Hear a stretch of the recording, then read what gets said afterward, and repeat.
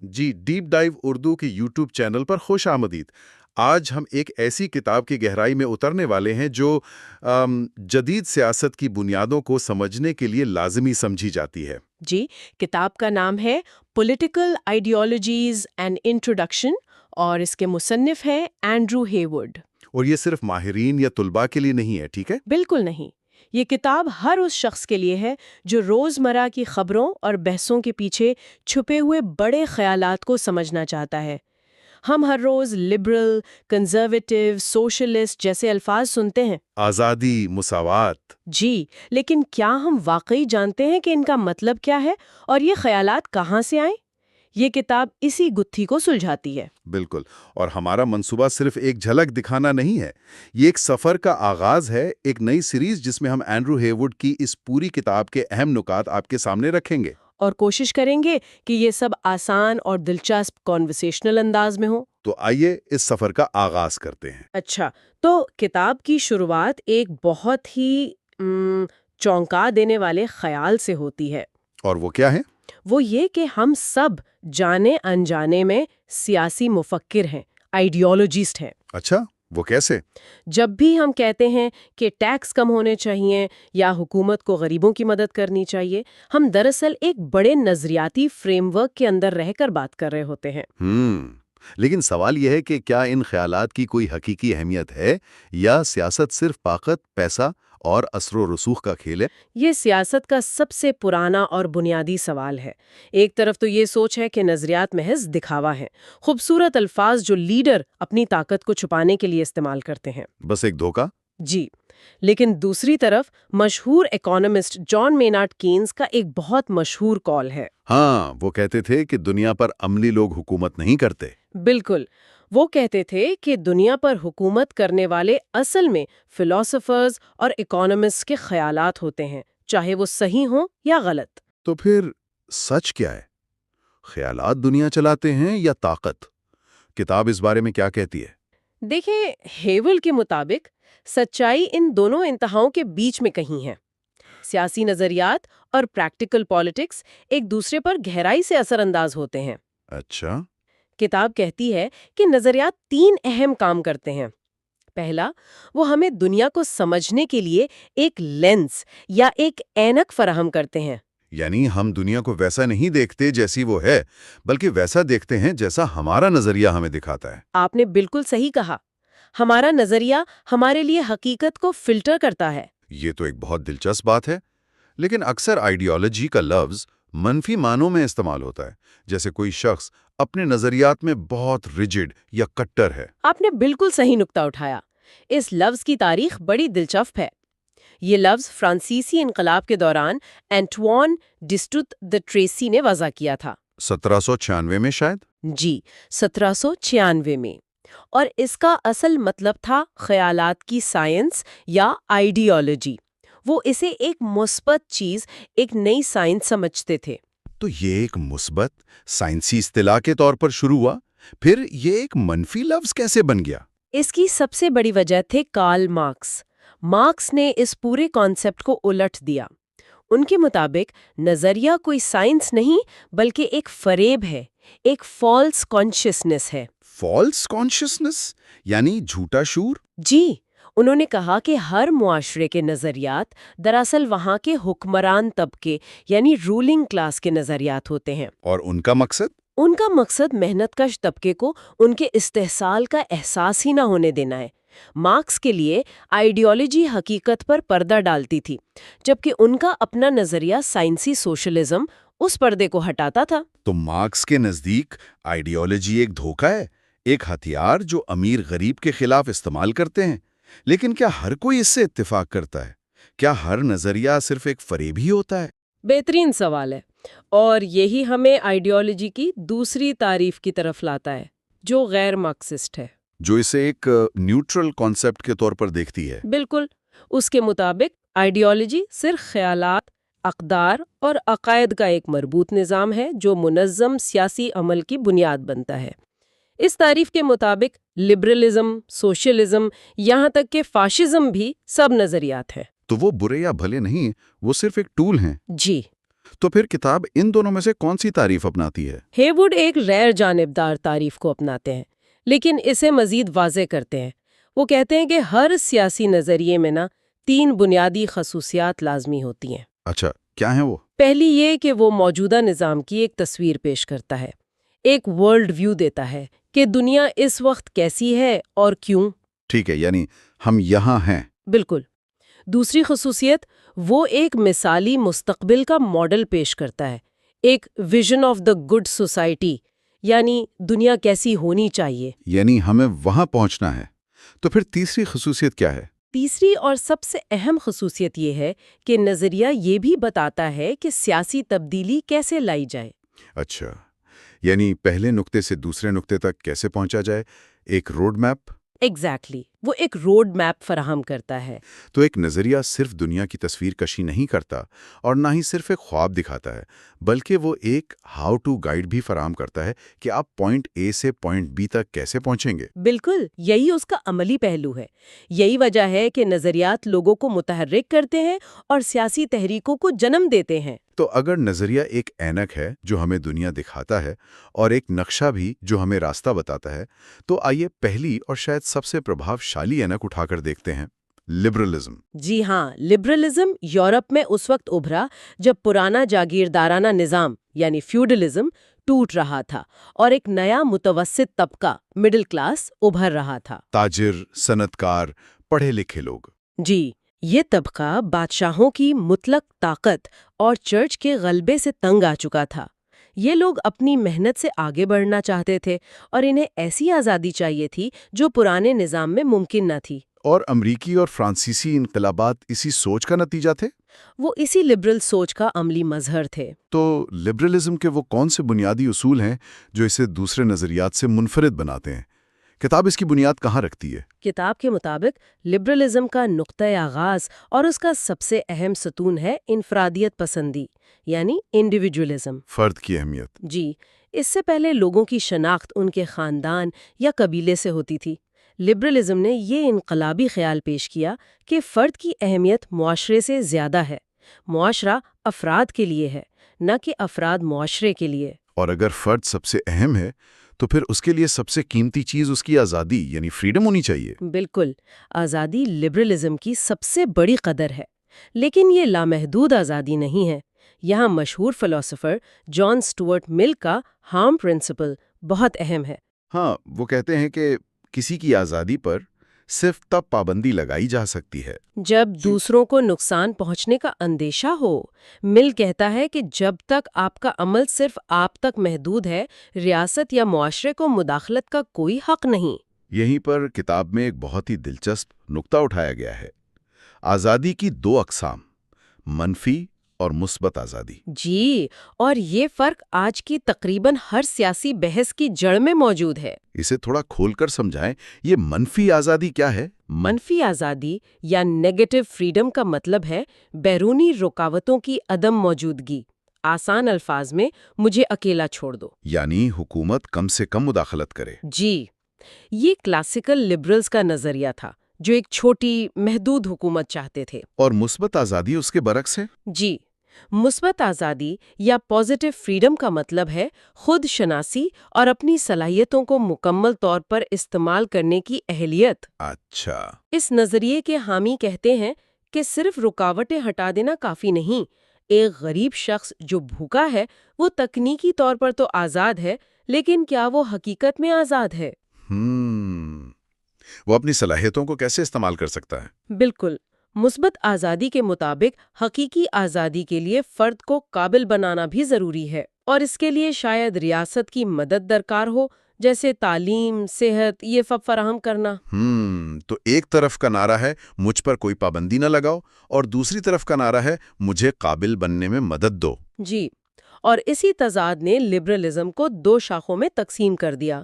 لیکن لبرلز کا ماننا ہے کہ اس طرح کے تضادات کو حل کرنے کا ایک راستہ ہے، اور وہ ہے تیسرا اصول، عقل یعنی ریزن۔ روشن خیالی، انلائٹنمنٹ۔ جی، لبرلزم کا جنم اسی دور میں ہوا جس کا بنیادی عقیدہ یہ تھا کہ انسان ایک عقلی مخلوق ہے اور بحث و مباحثے کے ذریعے سچائی تک پہنچ سکتا ہے۔ اسی لیے لبرلزم جنگ کے بجائے مذاکرات پر زور دیتا ہے۔ ٹھیک ہے، فریب، آزادی اور عقل، لیکن ایک معاشرے میں انصاف کیسے قائم ہوگا؟ لبرلزم کا انصاف، جسٹس کا تصور کیا ہے؟ لبرلزم کا انصاف مساوات کے تصور پر کھڑا ہے، لیکن یہاں بھی مساوات کی کئی قسمیں ہیں۔ پہلی ہے بنیادی مساوات، فاؤنڈیشنل ایکوالٹی، یعنی ہر انسان پیدائشی طور پر برابر کی اخلاقی قدر رکھتا ہے۔ یہ تو براہ راست شاہی نظام پر حملہ تھا۔ بالکل، اور اسی سے نکلی رسمی مساوات، یعنی فارمل ایکوالٹی۔ کہ قانون کی نظر میں سب برابر ہیں۔ جی، کسی کو اس کی نسل، مذہب یا جنس کی وجہ سے کوئی خاص مراد یا سزائیں نہیں مل سکتی۔ لیکن آج کی دنیا میں بحث اس سے آگے چلی گئی ہے۔ صرف قانون میں برابری کافی نہیں اگر سماجی رکاوٹیں موجود ہوں۔ آپ نے بالکل نبض پر ہاتھ رکھا ہے۔ یہیں سے تیسری قسم، مواقع کی مساوات یعنی ایکوالٹی آف اپرچونٹی کی بحث شروع ہوتی ہے۔ یعنی سب کو زندگی کی دوڑ میں ایک ہی سٹارٹنگ لائن پر کھڑا ہونے کا موقع ملنا چاہیے۔ جی، اس کے بعد جو اپنی محنت اور قابلیت سے جتنا آگے نکل جائے یہ اس کا حق ہے۔ اسی سے میریٹوکریسی یعنی قابلیت کی حکمرانی کا نظام جنم لیتا ہے۔ لیکن کیا حقیقی میریٹوکریسی ممکن ہے؟ اگر ایک شخص امیر گھر میں پیدا ہوا ہے، بہترین اسکولوں میں پڑھا ہے اور دوسرا غریب گھر میں، تو کیا ان کی سٹارٹنگ لائن واقعی ایک ہو سکتی ہے؟ یہی لبرلزم کے اندر سب سے مشکل سوالات میں سے ایک ہے۔ لیکن ان تمام اختلافات کے باوجود ایک آخری اصول ہے جو ان سب کو جوڑتا ہے، اور وہ ہے پانچواں اصول، رواداری یعنی ٹالریشن۔ والٹیئر کا مشہور قول، جی، کہ میں تمہاری بات سے اتفاق نہیں کرتا لیکن میں تمہارے بولنے کے حق کا مرتے دم تک دفاع کروں گی۔ رواداری کا مطلب ہے ان خیالات اور طرز زندگی کو قبول کرنا جن سے آپ اتفاق نہیں کرتے۔ یہ لبرلزم کی روح ہے۔ تو آج ہم نے سمجھا کہ نظریہ کیا ہوتا ہے، اور پھر ہم نے لبرلزم کے 5 بنیادی ستونوں انفرادیت، آزادی، عقل، انصاف اور رواداری کا جائزہ لیا۔ لیکن یہ بھی دیکھا کہ آزادی اور مساوات جیسے سادہ الفاظ کے اندر کتنے تضاد چھپے ہیں۔ بالکل، خاص طور پر منفی اور مثبت آزادی کا فرق۔ اسی ایک فرق کی وجہ سے لبرلزم 2 بڑے کیمپوں میں تقسیم ہو گیا۔ کلاسیکل لبرلزم جو ایک منمل سٹیٹ چاہتا ہے، اور ماڈرن لبرلزم جو ایک انیبلنگ سٹیٹ یا مددگار ریاست کی وکالت کرتا ہے جو تعلیم اور صحت میں کردار ادا کرے۔ جی بالکل۔ اور یہی وہ نقطہ ہے جہاں سے ہم اپنی اگلی گفتگو کا آغاز کریں گے۔ اگلے حصے میں ہم دیکھیں گے کہ لبرلزم حکومت اور جمہوریت کو کس نظر سے دیکھتا ہے، اور کلاسیکل اور ماڈرن لبرلزم کے فرق کو مزید گہرائی سے سمجھیں گے۔ اور پھر اس کے بعد ہم ایک بالکل مختلف نظریے، کنزرویٹزم کا جائزہ لیں گے۔ بالکل۔ اور جاتے جاتے سامعین کے لیے ایک سوال چھوڑ جاتے ہیں۔ منفی اور مثبت آزادی کا یہ فرق آج کی دنیا میں حکومت کے کردار پر ہونے والی بحثوں میں کیسے نظر آتا ہے؟ مثلاً جب صحت، تعلیم یا ماحولیات جیسے شعبوں میں حکومتی مداخلت پر بحث ہوتی ہے، تو کیا وہ دراصل آزادی کی ان 2 مختلف تشریحات کی جنگ نہیں ہوتی؟ اس پر ضرور سوچئے گا۔ یہ اینڈرو ہیوڈ کی کتاب پولیٹیکل آئیڈیالوجیز اینڈ انٹروڈکشن پر ہماری گفتگو کا دوسرا حصہ ہے۔ پچھلی بار ہم نے لبرلزم کی بات کی تھی، آج کا موضوع ہے سوشلزم۔ اور سوشلزم کی کہانی ایک طرح سے ایک خاندان کی کہانی جیسی ہے۔ ایک باپ یعنی کیپٹلزم اور اس کے خلاف ابھرنے والے 2 بیٹے جو ایک دوسرے سے بہت مختلف ہیں۔ بہت دلچسپ انالوجی ہے۔ ایک بیٹا جسے ہم کمیونسٹ کہہ سکتے ہیں، وہ کہتا ہے کہ یہ جو خاندانی کاروبار ہے، مطلب کیپٹلزم، یہ اتنا خراب ہو چکا ہے کہ اسے جلا کر ہی کچھ نیا بن سکتا ہے۔ بالکل، جبکہ دوسرا بیٹا یعنی سوشل ڈیموکریسی وہ کہتا ہے کہ نہیں، ہم اسی کاروبار کو اندر سے ٹھیک کر سکتے ہیں، اسے زیادہ انسان دوست بنا سکتے ہیں۔ تو آج ہم ہیوڈ کی کتاب کی مدد سے انہی دونوں بھائیوں کی کہانی کو سمجھنے کی کوشش کریں گے کہ ان کی بنیادی سوچ کیا تھی اور وہ کہاں تک پہنچے۔ تو شروع کہاں سے کریں؟ یہ آئیڈیا پیدا کہاں سے ہوا؟ اس کی جڑیں ہیں 19ویں صدی کے صنعتی انقلاب میں۔ ہیوڈ بتاتے ہیں کہ لفظ سوشلسٹ پہلی بار 1827 میں ایک برطانوی میگزین میں استعمال ہوا۔ اچھا؟ جی، یہ لاطینی لفظ سوشیئر سے نکلا ہے، جس کا مطلب ہے ملانا یا بانٹنا۔ اور یہ کوئی اکیڈمک بحث سے نہیں نکلا تھا، یہ تو سڑکوں اور فیکٹریوں سے؟ جی بالکل، یہ زمینی حقیقتوں سے نکلا تھا۔ اس وقت کے حالات وہ ناقابل تصور تھے۔ کاموج رہتے ہیں، بچوں سے 12-12 گھنٹے کام، کوئی جاب سیکیورٹی نہیں، غربت، بیماری، یہ وہ زمین تھی جس میں سوشلزم کا بیج بویا گیا۔ اور اس دور کے جو ابتدائی سوشلسٹ تھے نا، وہ بڑے خواب دیکھنے والے تھے۔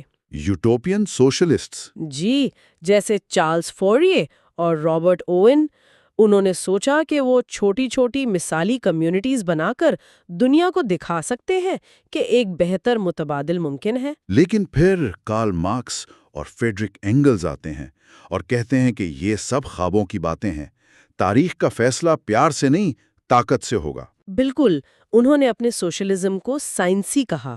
ان کا دعویٰ تھا کہ انہوں نے تاریخ کے وہ قوانین دریافت کر لیے ہیں جن کے مطابق کیپٹلزم کا خاتمہ یقینی ہے۔ اور یہیں سے وہ تقسیم شروع ہوئی جس کی ہم نے شروع میں بات کی۔ جی، 19ویں صدی کے آخر تک مزدوروں کو کچھ حقوق ملے، ووٹ کا حق ملا، اور اس نے سوشلسٹوں کو 2 راستوں پر ڈال دیا، ایک انقلاب کا راستہ جو بعد میں کمیونزم کہلایا، اور دوسرا اصلاحات کا، یعنی جمہوری راستے سے تبدیلی لانے کا، جسے ہم سوشل ڈیموکریسی کہتے ہیں۔ ٹھیک ہے، تو اس سے پہلے کہ ہم ان دونوں راستوں پر گہرائی میں جائیں، اس خاندان کی بنیادی سوچ کیا ہے؟ وہ کون سے اصول ہیں جو دونوں بھائیوں میں مشترک ہیں؟ اگر سوشلزم کا ایک کور آئیڈیا نکالنا ہو تو وہ یہ ہے کہ آپ جو بھی ہیں وہ آپ کی وجہ سے نہیں، آپ کے معاشرے کی وجہ سے ہیں۔ مطلب نرچر اوور نیچر۔ بالکل، آپ کی شناخت، آپ کی سوچ، سب کچھ سماج بناتا ہے۔ ہیوڈ اسی ایک آئیڈیا کو 5 حصوں میں توڑتے ہیں: community, cooperation, equality, class politics اور کامن اونرشپ۔ کمیونٹی یعنی برادری سے شروع کرتے ہیں، یہ لبرلزم کے بالکل الٹ ہے۔ جی، سوشلسٹ کہتے ہیں کہ انسان فطرتاً ایک سماجی مخلوق ہے، ہم اکیلے جزیروں کی طرح نہیں رہ سکتے، ہماری پہچان ہمارے رشتوں سے ہے۔ اور دوسرا اصول ہے کوآپریشن یعنی تعاون۔ ان کے خیال میں کیپٹلزم کا انجن ہے مقابلہ، کمپٹیشن، جو انسانوں کو خود غرض اور ایک دوسرے کا دشمن بناتا ہے۔ جبکہ وہ کہتے ہیں کہ انسانی فطرت کا اصل جوہر تعاون میں ہے۔ جی، ان کے خیال میں مسابقت نفرت سکھاتی ہے، جبکہ تعاون ہمدردی اور بھائی چارے کو مضبوط کرتا ہے۔ وہ مانتے ہیں کہ لوگ صرف پیسے یا مٹیریل انسینٹیوز کے لیے کام نہیں کرتے، بلکہ مورل انسینٹیوز بھی ہوتے ہیں۔ بالکل معاشرے کی بھلائی کا جذبہ۔ بالکل یہ سننے میں تو بہت اچھا لگتا ہے، لیکن تیسرا اصول ایکوالٹی یعنی مساوات، یہ سب سے زیادہ متنازع ہے۔ یہاں صرف قانون کی نظر میں برابری کی بات تو نہیں ہو رہی؟ نہیں، بالکل نہیں، یہ سوشلزم کا دل ہے۔ وہ ایکوالٹی آف آؤٹ کم کی بات کرتے ہیں، یعنی نتیجے کی برابری کی۔ مطلب معاشرے میں دولت اور وسائل کی تقسیم ہر ممکن حد تک برابر ہونی چاہیے۔ جی، لیکن اس پر سب سے بڑا اعتراض یہی نہیں کہ لوگوں سے محنت کرنے کی وجہ ہی چھین لیتا ہے۔ اگر ایک سرجن اور ایک صفائی کرنے والے کو تقریباً ایک جیسا ہی نتیجہ ملنا ہے تو کوئی اتنی محنت کیوں کرے گا؟ یہ بالکل وہی تنقید ہے جو لبرلز کرتے ہیں، لیکن سوشلسٹ اس کا جواب 3 دلیلوں سے دیتے ہیں۔ پہلی، انصاف۔ وہ کہتے ہیں کہ دولت کی غیر مساوی تقسیم لوگوں کی صلاحیتوں میں فرق کی وجہ سے نہیں، بلکہ معاشرے کے غیر منصفانہ ڈھانچے کی وجہ سے ہے۔ ٹھیک ہے۔ دوسرا، سماجی برابری معاشرے میں استحکام لاتی ہے۔ اور تیسرا، حقیقی آزادی تبھی ممکن ہے جب انسان کی بنیادی ضروریات پوری ہوں۔ بھوکا انسان آزاد نہیں ہوتا۔ صحیح۔ چوتھا اصول ہے کلاس پالیٹکس، طبقاتی سیاست۔ ہاں، ان کے لیے نسل، مذہب یا قومیت سے زیادہ اہم تقسیم سماجی طبقے کی ہے۔ مارکسزم کے مطابق تو یہ تقسیم بہت واضح ہے، ایک طرف برجوازی یعنی فیکٹریوں کے مالک۔ جی، اور ان دونوں کے مفادات کا ٹکراؤ لازمی ہے، جبکہ سوشل ڈیموکریٹس طبقے کو زیادہ وسیع نظر سے دیکھتے ہیں، جیسے وائٹ کالر اور بلو کالر ورکرز، اور وہ طبقاتی ہم آہنگی پر زور دیتے ہیں۔ اور آخری اصول جو ان سب سے جڑا ہے وہ ہے کامن اونرشپ، مشترکہ ملکیت۔ سوشلسٹ کہتے ہیں کہ ساری برائی کی جڑ نجی ملکیت ہے، پرائیویٹ پراپرٹی، خاص طور پر وہ ملکیت جس سے مزید دولت پیدا ہوتی ہے، جیسے فیکٹریاں۔ ان کے نزدیک یہ ناانصافی اور لالچ پیدا کرتی ہے۔ تو اس کا حل کیا ہے؟ سب کچھ ریاست کا ہو جائے؟ یہیں پر دونوں بھائیوں کا راستہ الگ ہوتا ہے۔ بنیاد پرست سوشلسٹ یعنی کمیونسٹ کہتے ہیں ہاں، نجی ملکیت کا مکمل خاتمہ ہونا چاہیے۔ اسٹیٹ کلیکٹیوائزیشن۔ جی، جبکہ سوشل ڈیموکریٹس کہتے ہیں کہ ایک مکسڈ اکانومی ہونی چاہیے جہاں کچھ اہم صنعتیں ریاست کے پاس ہوں لیکن نجی کاروبار کی بھی گنجائش ہو۔ یہ سب اصول تو ٹھیک ہیں، لیکن جب بات نجی ملکیت ختم کرنے پر آتی ہے تو سوال اٹھتا ہے کہ یہ ہوگا کیسے؟ ظاہر ہے جن کے پاس طاقت ہے وہ اسے آسانی سے تو نہیں چھوڑیں گے۔ بالکل، اور یہ ہمیں ان دو راستوں پر واپس لاتی ہے، انقلاب یا ارتقاء۔ پہلے انقلابی راستے کی بات کرتے ہیں۔ مارکس کا کہنا تھا کہ ریاست کوئی غیر جانبدار ادارہ نہیں ہے، یہ حکمران طبقے مطلب برجوازی کے مفادات کی محافظ ہے۔ پولیس، فوج، عدالتیں سب امیروں کو بچانے کے لیے ہیں۔ تو اس نظام کو ووٹوں سے نہیں بدلا جا سکتا؟ نہیں، اسے طاقت سے اکھاڑ پھینکنا ضروری ہے۔ اور 1917 میں لینن اور بالشویکوں نے روس میں بالکل یہی کیا۔ جی، لیکن ایک دوسرا راستہ بھی تھا، ارتقائی سوشلزم کا۔ جب مزدوروں کو ووٹ کا حق ملا تو ایک نیا خیال پیدا ہوا کہ انقلاب کی ضرورت نہیں ہے، ہم جمہوری طریقے سے الیکشن جیت کر بھی سوشلزم لا سکتے ہیں۔ بالکل، اسے دی انیویٹیبلٹی آف گریجولزم یعنی بتدریج تبدیلی کی نظریت کا نام دیا گیا۔ خیال یہ تھا کہ چونکہ مزدور طبقہ اکثریت میں ہے تو وہ لازماً سوشلسٹ پارٹیوں کو ہی ووٹ دیں گے۔ لیکن یہ پیشن گوئی کبھی پوری نہیں ہوئی۔ کیوں؟ کیا وجوہات تھیں؟ خیر، کئی وجوہات بتاتے ہیں فراہم کیا۔ اور مارکسسٹ اس کی ایک اور وجہ بتاتے ہیں، وہ کیا کہتے ہیں؟ ہیجیمنی۔ جی، انطونیو گرامشی کا نظریہ کہ حکمران طبقے کی آئیڈیالوجی اتنی طاقتور ہوتی ہے کہ وہ مزدوروں کو یہ احساس ہی نہیں ہونے دیتی کہ ان کا استحصال ہو رہا ہے۔ چلے اب اس انقلابی بھائی یعنی کمیونزم کو ذرا قریب سے دیکھتے ہیں۔ اس کا سب سے گہرا تعلق تو کارل مارکس سے ہے۔ مارکس کا سوشلزم سائنسی کیوں تھا؟ مارکس کا ایک بہت دلچسپ نظریہ تھا جسے وہ ہسٹوریکل مٹیریلزم کہتا تھا۔ اچھا، یہ کیا ہے آسان لفظوں میں؟ وہ کہتا تھا کہ کسی بھی معاشرے کی بنیاد اس کی معیشت ہوتی ہے، مطلب لوگ پیسہ کیسے کماتے ہیں اور چیزیں کیسے بناتے ہیں۔ سیاست، قانون، مذہب، یہ سب اسی معاشی بنیاد پر کھڑا ایک سپر سٹرکچر ہے۔ تو جیسے ہی معاشی بنیاد بدلے گی پورا معاشرہ بدل جائے گا۔ بالکل، اور وہ کہتا تھا کہ تاریخ خود ان تبدیلیوں کو آگے بڑھاتی ہے ایک خاص عمل کے ذریعے جسے وہ ڈائلیکٹک کہتا ہے۔ ہر نظام اپنے اندر ہی اپنی تباہی کا بیج رکھتا ہے۔ اور کیپٹلزم کا وہ بیج پرولٹاریا یعنی مزدور طبقہ ہے۔ جی، ان کے ٹکراؤ سے ایک نیا اور بہتر نظام یعنی سوشلزم وجود میں آئے گا، اور اس ٹکراؤ کی وجہ ہے استحصال، ایکسپلائٹیشن۔ وہ سرپلس ویلیو والا کانسیپٹ۔ ہاں، بہت سادہ الفاظ میں اگر ایک مزدور دن میں 100 روپے کی چیز بناتا ہے تو مالک اسے صرف 50 روپے دیتا ہے، باقی 50 روپے مالک کا منافع ہے۔ مارکس کے مطابق یہی سرپلس ویلیو اور یہی استحصال ہے۔ یہ تو تھے مارکس کے نظریات، لیکن جب 20ویں صدی میں کمیونزم کو عملی شکل دی گئی تو وہ تو ایک ٹوٹیلیٹیرین آمریت بن گیا۔ ایسا کیوں ہوا؟ اس کی ایک بڑی وجہ لینن کی سوچ تھی۔ لینن کا خیال تھا کہ مزدور طبقہ خود سے انقلابی نہیں بن سکتا۔ اس کے لیے ایک وینگارڈ پارٹی یعنی ہراول دستے کی ضرورت ہے۔ جی، جو پیشہ ور انقلابیوں پر مشتمل ہو، اور پارٹی کا اصول تھا ڈیموکریٹک سینٹرلزم، مطلب بحث کرو لیکن جب فیصلہ ہو جائے تو سب کو ماننا پڑے گا۔ اور پھر اسٹالن آئے۔ اسٹالن نے اس ماڈل کو انتہا پر پہنچا دیا۔ اس نے سوشلزم ان ون کنٹری کا نظریہ اپنایا اور زبردستی کسانوں سے زمینیں چھین لی، پوری معیشت کو مرکزی منصوبہ بندی کے تحت لے آئے۔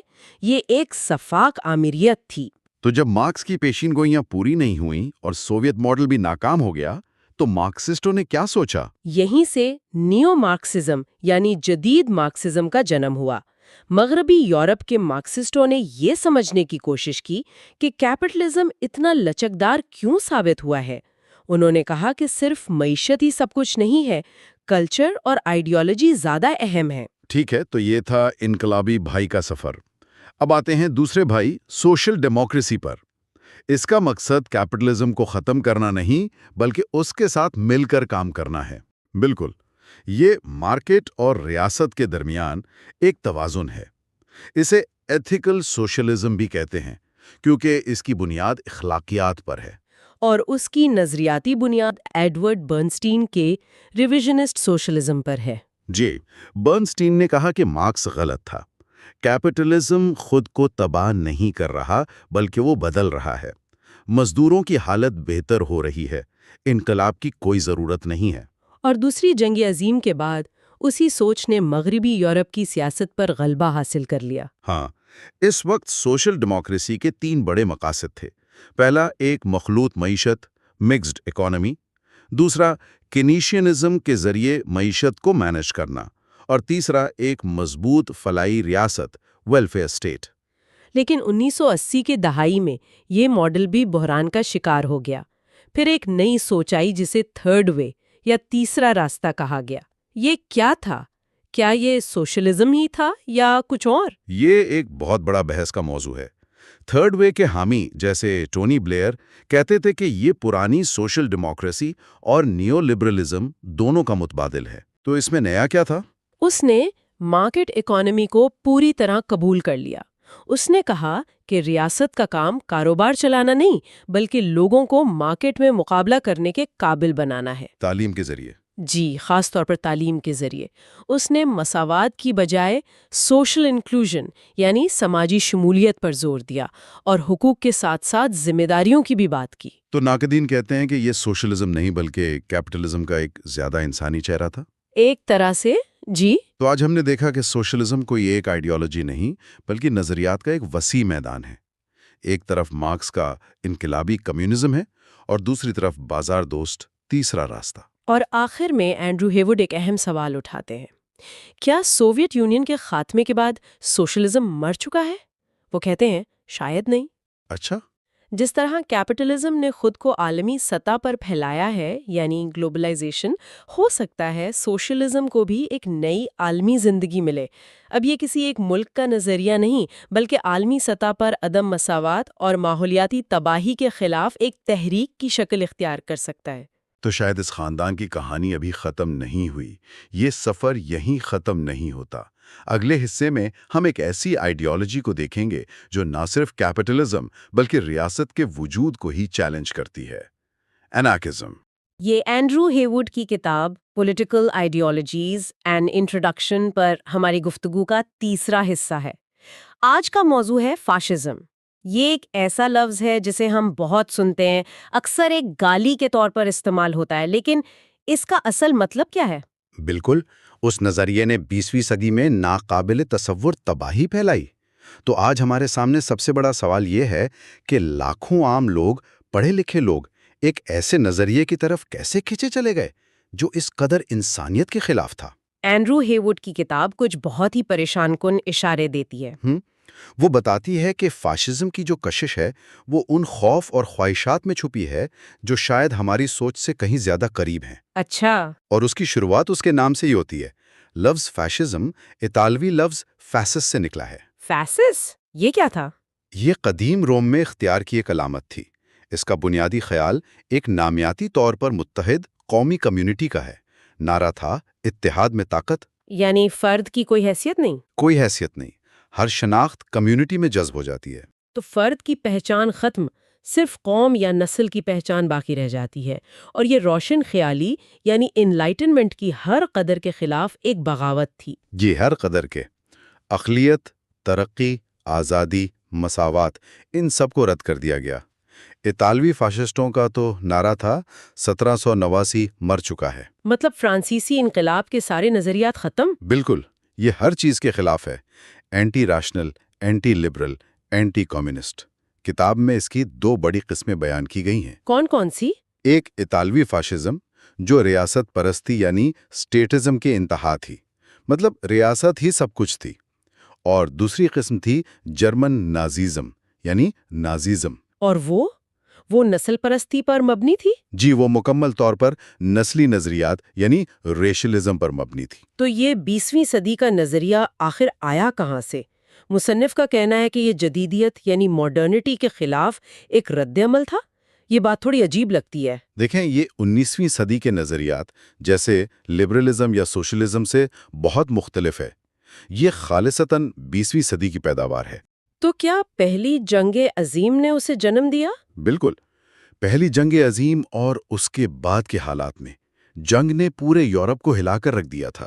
پرانی سلطنتیں ختم ہو گئیں، معیشت تباہ ہو گئی اور ہر طرف ایک غیر یقینی کی صورتحال تھی۔ اور اسی افراتفری میں فیشزم نے لوگوں کو ایک نیا راستہ دکھانے کا وعدہ کیا۔ جی، ہیوڈ نے کئی عوامل کی نشاندہی کی ہے۔ پہلا تو یہ کہ پہلی جنگ عظیم کے بعد یورپ میں جمہوری حکومتیں بہت کمزور تھیں، یعنی مستحکم نہیں تھیں۔ بالکل غیر مستحکم تھی، اکثر کئی پارٹیوں کے اتحاد پر مشتمل ہوتی اور بحران کے وقت بالکل بے بس نظر آتی۔ ایسے میں ایک مضبوط لیڈر کی حکمرانی کا خیال لوگوں کو بہت پرکشش لگا۔ یہ تو سمجھ آتا ہے، لیکن ہیوڈ ایک بہت دلچسپ جملہ استعمال کرتا ہے، مرکز کی انتہا پسندی، یعنی ایکسٹریمزم آف دی سینٹر۔ ہم انتہا پسندی کو ہمیشہ دائیں یا بائیں بازو سے جوڑتے ہیں۔ اس کا کیا مطلب ہے کہ مرکز انتہا پسند ہو گیا؟ یہ بہت اہم نکتہ ہے۔ اس کا مطلب ہے کہ فیشزم کی سب سے بڑی حمایت نچلے متوسط طبقے سے آئی۔ اچھا، جیسے چھوٹے دکاندار، چھوٹے تاجر، کسان؟ جی، یہ وہ طبقہ تھا جو صنعت کاری کی وجہ سے خود کو غیر محفوظ سمجھ رہا تھا۔ وہ بڑے کاروبار اور منظم مزدور یونینوں کے بیچ میں پس رہے تھے۔ انہیں لگا کہ ان کی دنیا ختم ہو رہی ہے۔ تو ایک طرف امیر سرمایہ دار تھے اور دوسری طرف متحد مزدور، اور یہ طبقہ درمیان میں پھنس گیا تھا۔ بالکل، اور پھر ایک اور بڑا عنصر تھا روس کا انقلاب۔ اس نے یورپ کے امیر طبقے میں سماجی انقلاب کا ایک شدید خوف پیدا کر دیا۔ اور اس خوف کی وجہ سے انہوں نے فاشسٹوں کی حمایت کی؟ جی، کیونکہ فاشسٹ کمیونزم کے کٹر دشمن تھے۔ انہیں لگا کہ فاشزم ہی کمیونزم کو روک سکتا ہے۔ پھر 1930 کی دہائی کا عالمی معاشی بحران آیا، جس نے ہر طرف مایوسی پھیلا دی۔ اور آخر میں وہ قومی پرستی والا عنصر؟ ہاں، جنگ کے بعد پیدا ہونے والی شدید قوم پرستی، خاص طور پر جرمنی جیسے شکست خورد اور اٹلی جیسے مایوس ممالک میں، جہاں لوگوں کو لگا کہ ورسائلز امن معاہدے میں ان کے ساتھ بہت ناانصافی ہوئی ہے۔ تو کیا فیشزم ماضی کا قصہ ہے جو صرف ان مخصوص حالات میں پیدا ہوا تھا، یا یہ واپس آ سکتا ہے؟ اس پر مصنف نے دو مختلف خیالات پیش کیے ہیں۔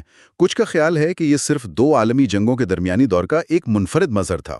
اور دوسرا خیال ایرک فرام جیسے مفکرین کا ہے، اور وہ زیادہ گہرا ہے۔ وہ کہتے ہیں کہ اس کی جڑیں انسانی نفسیات میں ہیں، جس سے وہ آزادی کا خوف یعنی فیئر آف فریڈم کہتے ہیں۔ آزادی کا خوف، یہ تو ایک تضاد لگتا ہے۔ ہر کوئی آزادی چاہتا ہے۔ فرام کا کہنا ہے کہ جدید تہذیب نے فرد کو آزادی تو دی ہے، لیکن ساتھ ہی تنہائی اور عدم تحفظ کا احساس بھی بڑھا دیا ہے۔ جب آپ کو ہر فیصلہ خود کرنا پڑے، اپنی زندگی کی پوری ذمہ داری خود اٹھانی پڑے، تو یہ بوجھ بہت بھاری ہو سکتا ہے۔ تو بحران کے وقت لوگ اس بوجھ سے بھاگنا چاہتے ہیں؟ بالکل، وہ ایک طاقتور لیڈر یا ریاست میں پناہ ڈھونڈ سکتے ہیں۔ وہ چاہتے ہیں کہ کوئی انہیں بتائے کہ کیا کرنا ہے، کس پر یقین کرنا ہے اور کس سے نفرت کرنی ہے۔ یہ ایک بہت ہی پریشان کن خیال ہے کہ آزادی کا بوجھ اتنا زیادہ ہو سکتا ہے کہ لوگ خود اپنی زنجیریں مانگنے لگیں۔ یہ ہمیں اس نظریے کے بنیادی ڈھانچے کی طرف لاتا ہے۔ ہیوڈ کہتا ہے کہ اسے بیان کرنا مشکل ہے۔ ہٹلر نے تو اپنے خیالات کو نظریہ نہیں بلکہ ویلٹنشاؤنگ کہا۔ جی، ویلٹنشاؤنگ کا مطلب ہے ایک عالمی نظریہ۔ یہ ایک ایسی سوچ ہے جو دلیل کے بجائے ایمان اور جذباتی وابستگی کا تقاضا کرتی ہے۔ تو یہ ایک منظم فلسفے سے زیادہ ایک سیاسی تحریک ہے؟ بالکل، لیکن اس کے کچھ اہم موضوعات ہیں جن سے ہم اسے سمجھ سکتے ہیں۔ پہلا ہے اینٹی ریشنلزم، یعنی عقلیت دشمنی۔ یعنی سوچنے سمجھنے کے عمل کی مخالفت؟ ہاں، یہ نیچے یعنی نیچے کے ول ٹو پاور کے نظریے سے متاثر ہے۔ فاشزم تجریدی سوچ، بحث و مباحثے اور عقل سے نفرت کرتا ہے، اور عمل، جبلت اور جذبات کو اہمیت دیتا ہے۔ مسولینی کے نعرے بھی تو اسی طرح کے تھے۔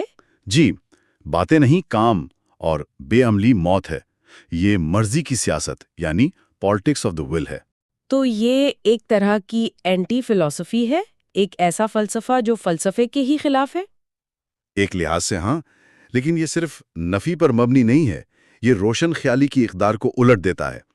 ان کے نزدیک آزادی کا مطلب بن جاتا ہے غیر مشروط اطاعت، اور جمہوریت کا مطلب مطلق آمریت، اور ترقی کا مطلب مسلسل جد و جہد اور جنگ۔ اس کا مقصد ایک نئے انسان کو تخلیق کرنا ہے، ایک ہیرو جو فرض، عزت اور قربانی کے جذبے سے سرشار ہو کر خود کو ایک نامیاتی کمیونٹی یا جرمن زبان میں فاکس گمائنشافٹ میں ضم کر دے۔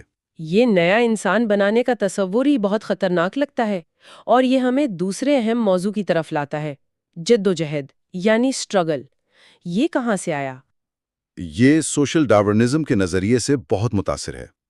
ان کے نزدیک زندگی ایک مسلسل جدوجہد کا نام ہے، جہاں طاقتور زندہ رہتا ہے اور کمزور ختم ہو جاتا ہے۔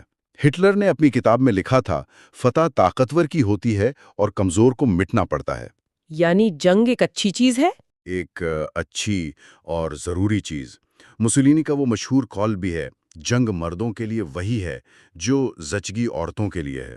یہ صرف جنگ کو قبول نہیں کر رہا، یہ اسے زندگی کا مقصد بنا رہا ہے۔ بالکل، یہ نظریہ طاقت کی پوجا اور کمزوری سے نفرت سکھاتا ہے، اور اس سوچ کا سب سے خوفناک نتیجہ نازی جرمنی کا یوجینکس پروگرام تھا، جس میں معذور افراد کو نشانہ بنایا گیا۔ جی، انہیں قومی صحت کے لیے خطرہ سمجھا گیا۔ پہلے انہیں زبردستی بانجھ کیا گیا اور پھر 1939 اور 41 کے دوران باقاعدہ قتل کیا گیا۔ ایک لمحے کے لیے اس بات پر رکتے ہیں، یہ جنگ کا کوئی ضمنی نقصان نہیں تھا، یہ ان کے نظریے کا ایک بنیادی حصہ تھا کہ قوم کو کمزوروں سے پاک کرنے کی ضرورت ہے۔ اور یہی نظریہ انہیں توسیع پسندی کی طرف لے گیا۔ جرمن میں اسے لیبنز راؤم یعنی رہنے کی جگہ کہا گیا۔ ان کا خیال تھا کہ جرمن قوم کو پھیلنے کے لیے مزید زمین کی ضرورت ہے، اور یہ زمین جنگ کے ذریعے ہی حاصل کی جا سکتی ہے۔ تو اگر زندگی ایک مسلسل جدوجہد ہے اور سب برابر نہیں ہیں، تو اس کا مطلب ہے کہ معاشرے میں ایک درجہ بندی ہونی چاہیے۔ یہ ہمیں تیسرے موضوع کی طرف لاتا ہے، قیادت اور اشرافیہ، یعنی لیڈرشپ اینڈ ایلیٹزم۔ جی، یہ مساوات کے تصور کا مکمل رد ہے۔ فاشسٹوں کے مطابق معاشرے کے 3 درجے ہیں۔ 3 درجے؟ سب سے اوپر ایک اعلیٰ ترین لیڈر جو غلطی نہیں کر سکتا، اس کے بعد ایک جنگجو اشرافیہ جیسے نازی جرمنی کی ایس جو بہادری اور قربانی کی صلاحیت رکھتی ہے، اور آخر میں عوام۔ عوام کو وہ کیا سمجھتے تھے؟ کمزور، جاہل اور بھیڑ، جن کا کام صرف اطاعت کرنا ہے۔ یہ لیڈر کا تصور نیچے کے یوبرمنش یعنی سپرمین سے بہت ملتا جلتا ہے۔ جی، لیکن فاشسٹوں نے اسے ایک سیاسی حقیقت میں بدل دیا۔ لیڈر کا اختیار کرشماتی اور مطلق ہوتا ہے۔ مسولینی کو Il Duce اور ہٹلر کو Der Führer کہا جاتا تھا، جس کا مطلب ہی لیڈر ہے۔ اور اس اصول کو کیا کہتے تھے؟ فیورر پرنسپ یعنی قائد کا اصول، جس کے تحت تمام اختیارات لیڈر کی ذات سے نکلتے ہیں اور نیچے کی طرف بہتے ہیں۔ تو پھر جمہوریت کا کیا بنا؟ وہ عوام کی حمایت کا دعویٰ کیسے کرتے تھے؟ انہوں نے ایک ٹوٹیلیٹیرین ڈیموکریسی کا تصور پیش کیا۔ ان کا کہنا تھا کہ لیڈر عوام کی حقیقی مرضی کی نمائندگی کرتا ہے، چاہے عوام کو خود اس کا احساس نہ ہو۔ اچھا، لیڈر کا کام عوام کو ان کی تقدیر سے روشناس کرانا ہے۔ اسی لیے فاشسٹ حکومتیں بڑی بڑی ریلیوں، جلسے جلوسوں اور عوامی مظاہروں پر بہت زور دیتی تھیں، تاکہ ایک متحد قوم کا تاثر پیدا کیا جا سکے۔ اب اس کے چوتھے موضوع پر آتے ہیں، جو ہمیشہ لوگوں کو الجھن میں ڈالتا ہے، سوشلزم۔ نازی پارٹی کا پورا نام تھا national socialist German workers party. کیا ان میں واقعی کوئی سوشلزم تھا؟ دیکھیں، یہ جزوی طور پر مزدور طبقے کی حمایت حاصل کرنے کی ایک بہت چالاک کوشش تھی۔ فاشسٹ بڑے سرمایہ دارانہ نظام کو ناپسند کرتے تھے، کیونکہ وہ انفرادی مفاد پر زور دیتا ہے۔ اور وہ اجتماعیت یعنی کلیکٹیوزم کو فروغ دیتے تھے؟ جی، جیسا کہ نازی سکوں پر لکھا تھا، ذاتی مفاد سے پہلے مشترکہ بھلائی۔ لیکن یہ صرف دکھاوا تھا یا اس پر عمل بھی ہوا؟ بہت محدود پیمانے پر۔ جرمنی میں ایسے جیسے بائیں بازو کے عناصر کو 1934 میں نائٹ آف دا لانگ نائیوز میں ختم کر دیا گیا۔ تو مارکسسٹ مورخین صحیح کہتے ہیں کہ فاشزم کا اصل مقصد سرمایہ داری کو بچانا تھا؟ ان کا یہی کہنا ہے کہ ان کی اینٹی کمیونزم ہمیشہ ان کی اینٹی کیپٹلزم سے زیادہ مضبوط تھی۔ وہ مزدور طبقے کو مارکسزم سے دور کر کے قوم اور نسل کی وفاداری کی طرف لانا چاہتے تھے۔ اور یہ ہمیں آخری بنیادی موضوع کی طرف لاتا ہے، جو شاید ان سب کو جوڑتا ہے، الٹرا نیشنلزم، یعنی انتہائی قوم پرستی۔ یہ قوم پرستی کی ایک جارحانہ اور توسیع پسند شکل ہے۔ یہ نظریہ کہتا ہے کہ آپ کی قوم باقی تمام قوموں سے برتر ہے۔ اور یہ قومی احیاء یا پیلنجینسس یعنی نئی پیدائش کا وعدہ کرتی ہے؟ جی، اس کے لیے ماضی کو شاندار بنا کر پیش کیا جاتا ہے، جیسے اٹلی کے لیے قدیم رومن سلطنت اور جرمنی کے لیے تیسری سلطنت یا تھرڈ رائخ کا تصور۔ یہ نظریہ عسکریت پسندی، سامراجیت اور اوٹارکی یعنی معاشی خود انحصاری سے جڑا ہوا ہے۔ تو ہم نے بنیادی اجزاء دیکھ لیے، اب ان دو بڑی اقسام کی بات کرتے ہیں جن کا آپ نے شروع میں ذکر کیا تھا، اطالوی ریاست پرستی اور جرمن نسل پرستی۔ ان میں کیا فرق تھا؟ اٹالوی فاشزم بنیادی طور پر ریاست کی عبادت پر مبنی تھا۔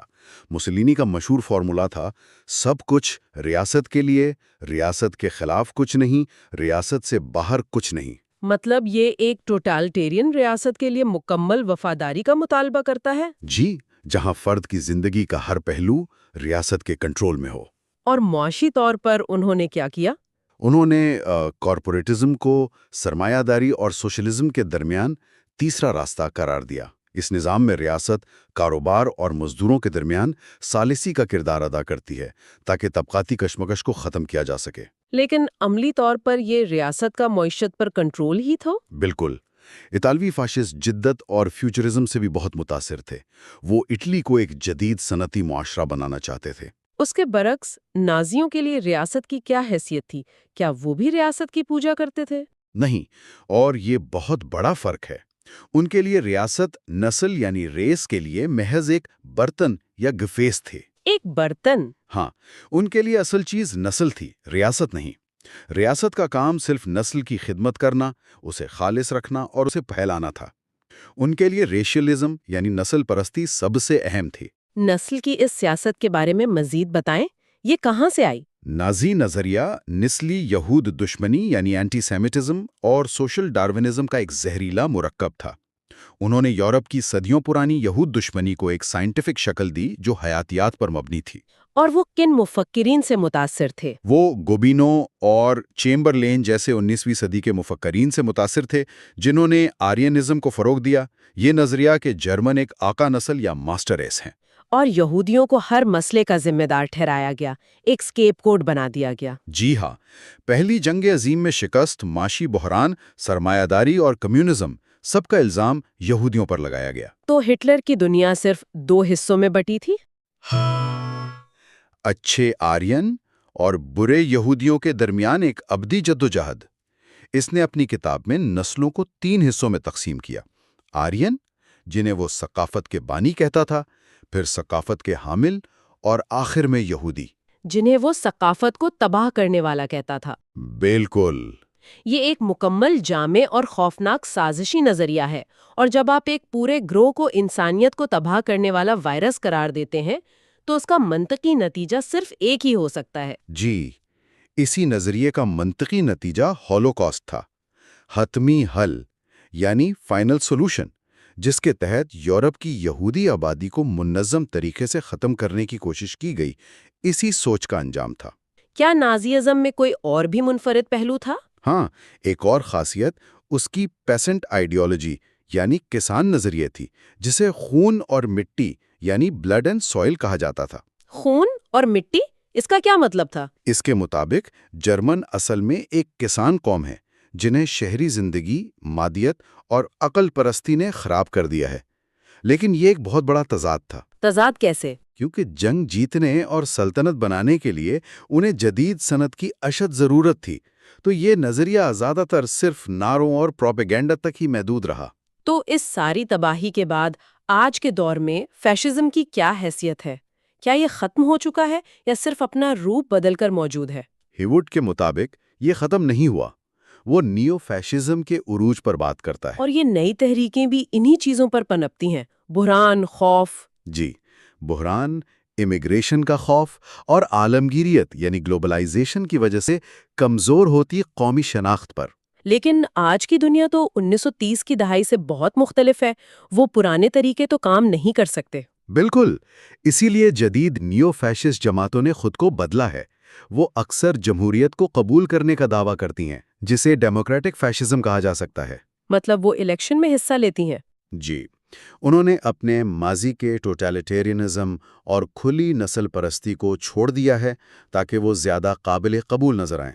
وہ نسل کی بجائے ثقافت اور قومی شناخت کے تحفظ کی بات کرتی ہیں، لیکن اکثر ان کا نشانہ وہی اقلیتی گروہ ہوتے ہیں۔ تو خلاصہ یہ ہے کہ فاشزم ایک بہت پیچیدہ اور روشن خیالی کے خلاف نظریہ ہے۔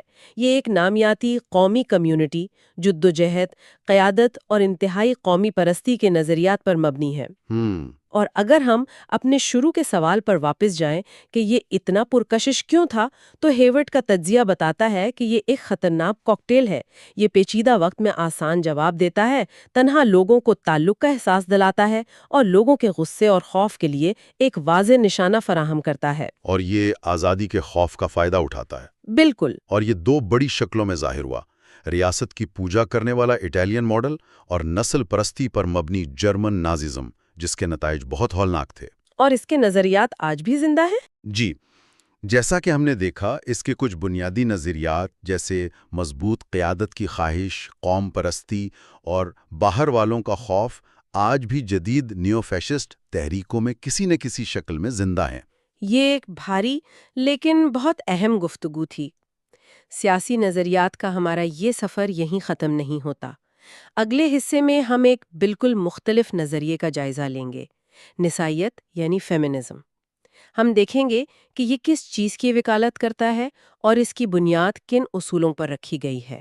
اینڈرو ہیورٹ کی کتاب سیاسی نظریات ایک تعارف پر ہماری گفتگو کا یہ آخری حصہ ہے۔ جی، آج ہم دو ایسے نظریات پر بات کریں گے جو آج کی دنیا میں ایک دوسرے کے ضد لگتے ہیں، لیکن شاید ہے نہیں۔ شاید نہیں، بالکل۔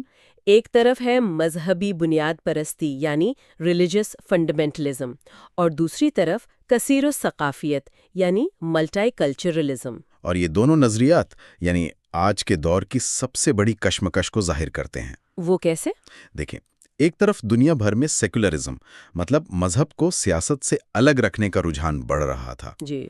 لیکن پھر 20ویں صدی کے آخر میں اچانک مذہبی بنیاد پرستی کی ایک زبردست لہر اٹھی، جس نے مذہب اور سیاست کے رشتے کو ایک بالکل نئے اور طاقتور انداز میں دنیا کے سامنے رکھا۔ بالکل، اور اسی کے ساتھ ساتھ دوسری طرف معاشرے پہلے سے کہیں زیادہ ڈائیورس ہوتے جا رہے ہیں۔ جی، بہت زیادہ۔ لوگ ایک ملک سے دوسرے ملک جا رہے ہیں، مختلف ثقافتیں ایک ساتھ رہ رہی ہیں، تو یہ سوال پیدا ہوتا ہے کہ یہ سب لوگ امن سے ایک ساتھ کیسے رہیں گے؟ اور یہیں سے ہمارا دوسرا نظریہ سامنے آتا ہے، کثیر الثقافتیت۔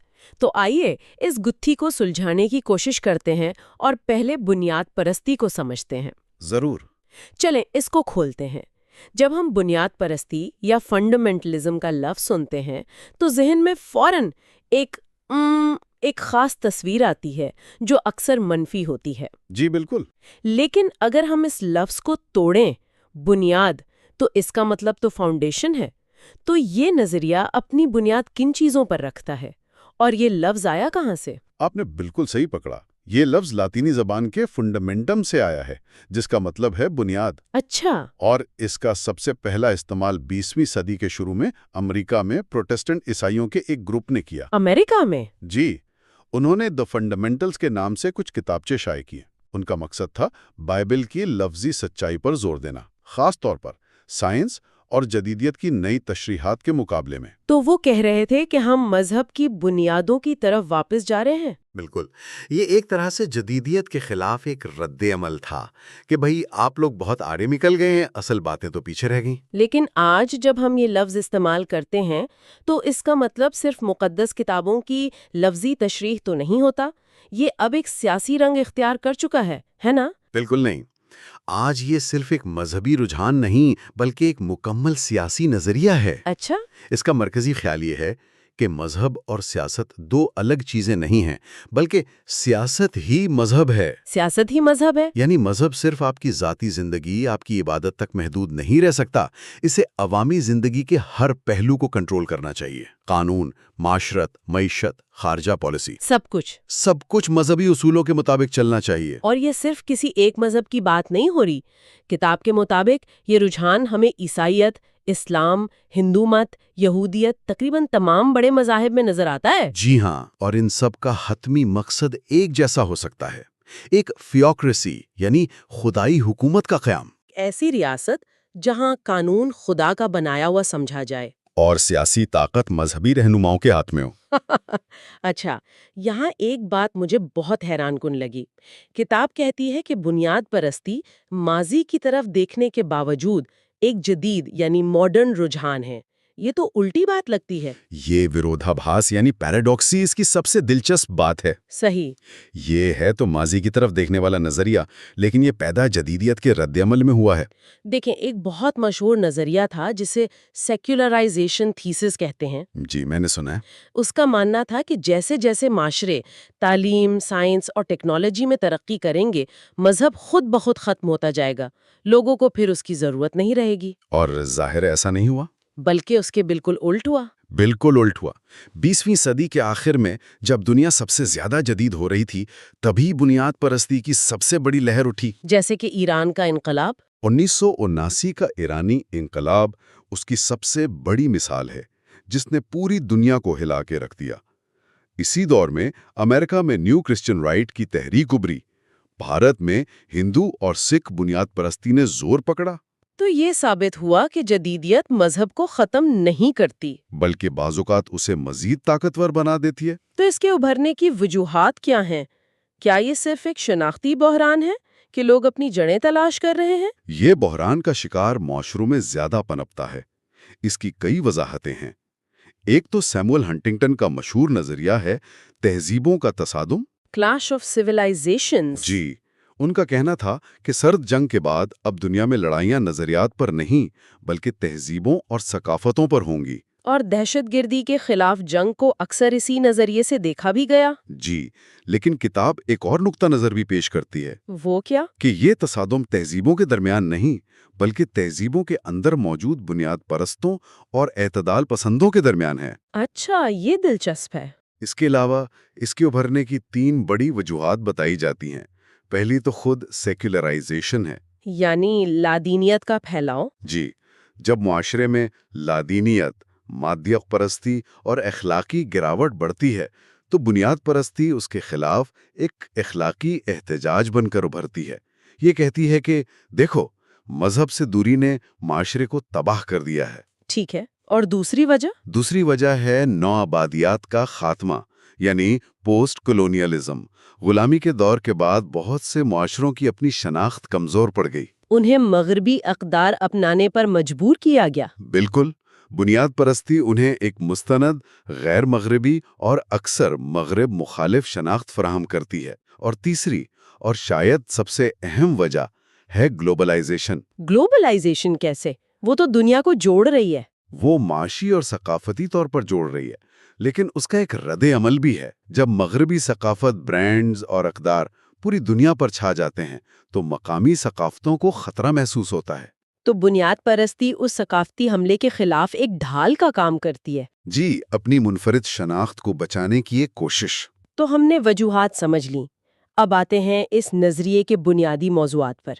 کن ستونوں پر یہ نظریہ کھڑا ہے؟ اس کے 4 اہم ستون ہیں۔ پہلا اور سب سے مرکزی ستون ہے مذہب بطور سیاست، جس کی ہم نے پہلے بات کی۔ جی، یہ عوامی اور نجی زندگی کی تقسیم کو مکمل طور پر مسترد کرتا ہے۔ ان کا ماننا ہے کہ لبرلزم کی یہ سوچ کہ مذہب ہر ایک کا ذاتی معاملہ ہے، یہی تمام برائیوں کی جڑ ہے۔ تو پہلا ستون مذہب کو سیاست کے مرکز میں لاتا ہے۔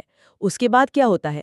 کیا یہ لوگوں کے سوچنے کے انداز کو بھی بدلتا ہے؟ بالکل، اور یہیں سے دوسرا ستون یعنی بنیاد پرستانہ سوچ سامنے آتا ہے۔ اچھا۔ جب آپ سیاست کو خدائی حکم مان لیں تو پھر اس میں شک، سوال یا بحث کی گنجائش نہیں رہتی۔ یہ ایک ایسی دنیا بناتا ہے جہاں ہر چیز بلیک اینڈ وائٹ ہوتی ہے، صحیح یا غلط، حلال یا حرام، دوست یا دشمن۔ اس میں شاید یا ہو سکتا ہے کہ کوئی جگہ نہیں۔ کوئی جگہ نہیں ہوتی۔ مقدس کتابوں سے اصول نکال کر انہیں ایک سیاسی پروگرام میں تبدیل کر دیا جاتا ہے، اور اس کی تشریح کا حق اکثر ایک کرشماتی رہنما یعنی کیرسمیٹک لیڈر کے پاس ہوتا ہے، جس کے ہر لفظ کو حتمی سچائی مانا جاتا ہے۔ جی ہاں۔ ایک بلیک اینڈ وائٹ دنیا۔ لیکن یہ سب تو ماضی کی باتیں ہیں۔ یہ نظریہ جدید دنیا سے کیسے نمٹتا ہے؟ یہ ایک بڑا تضاد لگتا ہے۔ یہیں پر تیسرا ستون آتا ہے، جدیدیت کی مخالفت، لیکن ایک خاص انداز میں۔ وہ کیسے؟ وہ جدید دنیا کی اخلاقیات اور اقدار کو سختی سے مسترد کرتے ہیں۔ انفرادیت پسندی، لبرلزم، آزادی اظہار، یہ سب ان کے لیے مغربی زہر ہیں۔ لیکن اور یہ بہت اہم ہے، وہ جدیدیت کو چن چن کر استعمال بھی کرتے ہیں۔ اچھا۔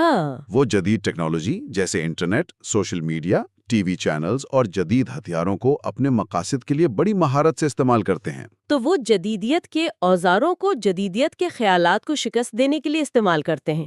یہ واقعی دلچسپ ہے۔ بالکل۔ اور جب آپ ایک خدائی مشن، ایک بلیک اینڈ وائٹ سوچ اور جدید ہتھیاروں کو ایک ساتھ ملا دیں تو نتیجہ کیا نکلتا ہے؟ اور وہ ہے چوتھا اور آخری ستون، شدت پسندی یعنی ملیٹنسی۔ جب آپ کو یقین ہو کہ آپ خدا کے حکم پر عمل کر رہے ہیں اور آپ کا مخالف کوئی سیاسی حریف نہیں بلکہ برائی کی طاقت یا شیطان کا ایجنٹ ہے، تو آپ کا سیاسی انداز بہت پرجوش، سخت اور بعض اوقات پرتشدد ہو جاتا ہے۔ یہ ہم اور وہ کی ایک ایسی تقسیم پیدا کرتا ہے جس میں مفاہمت کی کوئی گنجائش نہیں ہوتی۔ کوئی گنجائش نہیں۔ کتاب میں اس کی مختلف اقسام کا بھی ذکر ہے۔ اسلامی بنیاد پرستی شاید سب سے زیادہ زیر بحث رہتی ہے، لیکن کتاب واضح کرتی ہے کہ یہ کوئی ایک چیز نہیں ہے۔ جی، یہ بہت متنوع ہے۔ اس کا ایک مشترکہ مقصد تو اسلامی اصولوں پر مبنی ایک اسلامی ریاست کا قیام ہے، جہاں شریعت کا قانون نافذ ہو۔ جی، لیکن اس تک پہنچنے کے راستے اور تشریحات بہت مختلف ہیں۔ کچھ لوگ اسے تاریخی حالات کا نتیجہ مانتے ہیں، جیسے سلطنت عثمانیہ کا زوال یا عرب اسرائیل تنازع۔ اور اس کی عملی شکلیں بھی بہت مختلف ہیں۔ بالکل۔ ایک طرف سعودی عرب میں وہابیت ہے، جو ایک بہت سخت شکل ہے۔ دوسری طرف مصر کی اخوان المسلمون ہے، جس سے سید قطب جیسے مفکر نکلے۔ جی۔ پھر ایران میں 1979 کا شیعہ انقلاب ہے، جس کی نوعیت سنی اسلام سے کافی مختلف ہے۔ اور پھر ترکی میں ایک آئینی اسلامزم کی مثال بھی ہے، جو اسلامی اقدار کو سیکولر جمہوریت کے فریم ورک کے اندر رہ کر نافذ کرنے کی کوشش کرتی ہے۔ بالکل۔ تو یہ ایک بہت وسیع اسپیکٹرم ہے۔ آپ نے اسلامی بنیاد پرستی کی مختلف شکلوں کا ذکر کیا، ایران سے لے کر ترکی تک۔ کیا یہی تنوع ہمیں دوسرے مذاہب جیسے عیسائیت میں بھی نظر آتا ہے، یا وہاں اس کی شکل بالکل مختلف ہے؟ شکل کافی مختلف ہے۔ عیسائی بنیاد پرستی زیادہ تر ترقی یافتہ مغربی ممالک، خاص طور پر امریکہ میں پائی جاتی ہے، اور یہ جمہوری ڈھانچے کے اندر کام کرتی ہے۔ عموماً آئینی اور جمہوری ڈھانچے کے اندر رہ کر کام کرتی ہے۔ اس کی سب سے بڑی مثال امریکہ کی نیو کرسچن رائٹ ہے۔ یہ تحریک 1970 کی دہائی میں ابھی۔ اور اس کے محرکات سیاسی سے زیادہ سماجی اور اخلاقی تھے، ہے نا؟ جی، یہ اسقاط الحمل یعنی ابارشن کو قانونی قرار دینے، ہم جنس پرستی کے بڑھتے ہوئے حقوق اور سرکاری اسکولوں میں دعا پر پابندی جیسے فیصلوں کے خلاف ایک شدید رد عمل تھا۔ تو اس کا فوکس ریاست پر قبضہ کرنے سے زیادہ معاشرے کی اخلاقیات کو بدلنے پر تھا۔ بالکل۔ اور دیگر مذاہب میں جیسے ہندو مت یا یہودیت میں بنیاد پرستی اکثر نسلی قوم پرستی یعنی ایتھنک نیشنلزم کے ساتھ جڑی ہوتی ہے۔ اچھا۔ جیسے بھارت میں ہندو بنیاد پرستی کا مقصد صرف مذہبی اصولوں کا نفاذ نہیں، بلکہ ہندو مت کو بھارت کی قومی شناخت کی بنیاد بنانا ہے۔ اور یہودی بنیاد پرستی؟ وہ عظیم تر اسرائیل کے تصور اور اس کے دفاع سے منسلک ہے، تو ہر جگہ اس کے محرکات اور شکلیں مختلف ہیں۔ تو ہم نے ایک ایسے نظریے کو دیکھا جو دنیا کو ایک واحد اٹل سچائی کے لینس سے دیکھتا ہے، لیکن حقیقت یہ ہے کہ دنیا بالکل مخالف سمت میں جا رہی ہے، زیادہ پیچیدہ اور بہت زیادہ متنوع۔ جی، یہی پر ایک زبردست تصادم پیدا ہوتا ہے۔ معاشرے اس بڑھتے ہوئے تنوع کو کیسے سنبھالیں؟ اسی سوال کا جواب دینے کی کوشش کرتا ہے ہمارا دوسرا نظریہ، کثیر الثقافیت۔ بالکل صحیح۔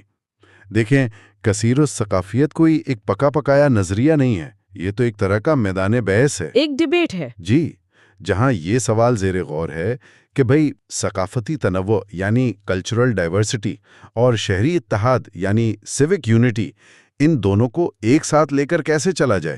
اور اس کا بنیادی نقطہ کیا ہے؟ بنیادی نقطہ یہ ہے کہ معاشرے میں موجود مختلف ثقافتی گروہوں کو صرف برداشت نہ کیا جائے، بلکہ انہیں پہچان، عزت اور حقوق بھی دیے جائیں۔ اور یہ خیال نسبتاً نیا ہے نا؟ جی، بہت نیا ہے۔ یہ اصطلاح پہلی بار 1965 میں کینیڈا میں استعمال ہوئی۔ کینیڈا میں؟ لیکن اس کی نظریاتی جڑیں گہری ہیں۔ ایک طرف 1960 کی دہائی کی امریکی بلیک کانشیسنس موومنٹ اور دوسری طرف پوسٹ کلونیل نظریات، جنہوں نے مغربی ثقافت کے غلبے کو چیلنج کیا۔ جی، اور عملی طور پر دوسری جنگ عظیم کے بعد مغربی ممالک میں بڑے پیمانے پر امیگریشن نے ان معاشروں کو ہمیشہ کے لیے بدل دیا اور اس بحث کو جنم دیا۔ آئیے اس کے بنیادی خیالات کو سمجھتے ہیں۔ کتاب میں ایک بہت دلچسپ تصور ہے تسلیم کی سیاست، یعنی پالیٹکس آف ریکگنیشن۔ یہ کیا چیز ہے؟ یہ اقلیتی اور پسماندہ گروہوں کے مسائل کو دیکھنے کا ایک بالکل نیا طریقہ ہے۔ پرانے طریقوں سے کیسے مختلف ہے؟ پرانے طریقے کیا تھے؟ ایک تھا قانونی، جو کہتا تھا سب کو برابر کے شہری حقوق دے دو۔ دوسرا تھا معاشی، جو کہتا تھا وسائل کی منصفانہ تقسیم کر دو۔ تسلیم کی سیاست کہتی ہے یہ دونوں ناکافی ہیں۔ کیوں ناکافی ہیں؟ کیونکہ یہ ثقافتی پہلو کو نظر انداز کرتے ہیں۔ اس نظریے کا ماننا ہے کہ گروہوں کو صرف قانون یا پیسے سے نہیں دبایا جاتا، بلکہ ان کی ثقافت کو کمتر، دقیانوسی اور غیر مہذب دکھا کر بھی انہیں پسماندہ رکھا جاتا ہے۔ اس سے ان کی عزت نفس مجروح ہوتی ہے۔ تو اس کا حل کیا ہے؟ اور ایک طرح سے اس کا جشن منایا جائے۔ تو اس میں ثقافت اور شناخت کا کردار مرکزی ہو گیا۔ یہ اس خیال سے جڑا ہے کہ آپ کسی انسان کو اس کی کمیونٹی سے الگ نہیں کر سکتے۔ بالکل، یہ نظریہ کمیونٹیرینزم سے بہت قریب ہے، اور یہ شناختی سیاست یعنی آئیڈینٹی پالیٹکس سے بھی جڑا ہے، جو اپنی ثقافتی شناخت پر زور دینے کو آزادی کی ایک شکل سمجھتا ہے۔ اور جب آپ گروہوں کی شناخت کو تسلیم کرتے ہیں تو پھر اگلا قدم ان کے حقوق کو تسلیم کرنا ہوتا ہے۔ یہیں سے اقلیتی حقوق یا مائنورٹی رائٹس کا تصور آتا ہے۔ جی، اور اس پر سب سے اہم کام کینیڈین فلسفر ول کملکا نے کیا ہے۔ انہوں نے 3 طرح کے حقوق کی نشاندہی کی ہے۔ کون کون سے؟ پہلے ہیں حق خود حکومتی یعنی سیلف گورنمنٹ رائٹس۔ یہ خاص طور پر مقامی آبادیوں یعنی انڈیجنس پیپلز کے لیے ہیں، جیسے کینیڈا کے قدیم باشندے۔ انہیں اپنی زمینوں پر خود مختاری دینا۔ جی، دوسرے ہیں کثیر النسلی حقوق یعنی پولی ایتھنک رائٹس۔ یہ تارکین وطن گروہوں کو اپنی ثقافتی شناخت برقرار رکھنے میں مدد دینے کے لیے ہیں۔ مثال کے طور پر سرکاری یونیفارم کے قوانین میں چھوٹ تاکہ کوئی سکھ اپنی پگڑی پہن سکے، یا اسکولوں میں حلال کھانے کا انتظام۔ یہ چھوٹے چھوٹے اقدام ہیں جو لوگوں کو احساس دلاتے ہیں کہ ان کی ثقافت کی قدر کی جا رہی ہے۔ اور تیسرے حقوق نمائندگی سے متعلق ہے۔ تیسرے ہیں نمائندگی کے حقوق یعنی ریپرزنٹیشن رائٹس۔ اس کا حل افرمیٹیو ایکشن یا کوٹا سسٹم جیسی پالیسیاں ہو سکتی ہیں، تاکہ اداروں میں عدم توازن کو ٹھیک کیا جا سکے۔ تو ہم نے تسلیم، شناخت اور حقوق کی بات کی۔ آخری مرکزی خیال خود تنوع یعنی ڈائیورسٹی ہے۔ کثیر و ثقافتیت کے حامی اسے ایک اچھی چیز کیوں سمجھتے ہیں؟ کیا تنوع ہمیشہ اچھا ہوتا ہے؟ یہ ایک بہت اچھا سوال ہے۔ اس کے حامیوں کا ماننا ہے کہ تنوع صرف ایک حقیقت ہی نہیں، بلکہ یہ معاشرے کے لیے مطلوب بھی ہے۔ وہ حیاتیاتی تنوع کی مثال دیتے ہیں۔ جی، بائیو ڈائیورسٹی کی۔ جس طرح ایک ایکو سسٹم میں مختلف قسم کے پودے اور جانور اسے صحت مند بناتے ہیں، اسی طرح ثقافتی تنوع بھی معاشرے کو متحرک اور تخلیقی بناتا ہے۔ لیکن یہاں بھی تو مختلف سوچ کے دھارے ہوں گے، ہے نا؟ کیا کثیر الثقافتیت کی بھی مختلف اقسام ہیں؟ جی، اصل بحث اسی بات پر ہے کہ تنوع اور اتحاد کے درمیان صحیح توازن کہاں اور کیسے قائم کیا جائے۔ اس کے 2 بڑے ماڈل ہیں۔ پہلا کون سا ہے؟ پہلا ہے لبرل کثیر الثقافتیت۔ یہ رواداری اور برداشت پر مبنی ہے، لیکن اس کی واضح حدود ہیں۔